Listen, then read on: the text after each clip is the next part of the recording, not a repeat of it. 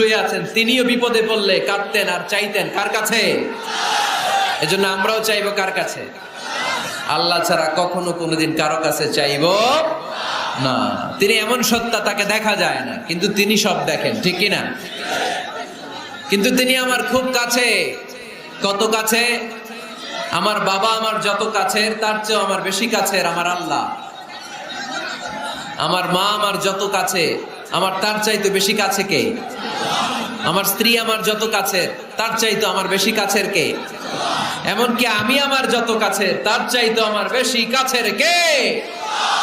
এজন্য রব্বুল আলামিন বলেন, وَإِذَا سَأَلَكَ عِبَادِي عَنِّي فَإِنِّي قَرِيبٌ أُجِيبُ دَعْوَةَ الدَّاعِ إِذَا دَعَانِ فَلْيَسْتَجِيبُوا لِي وَلْيُؤْمِنُوا بِي لَعَلَّهُمْ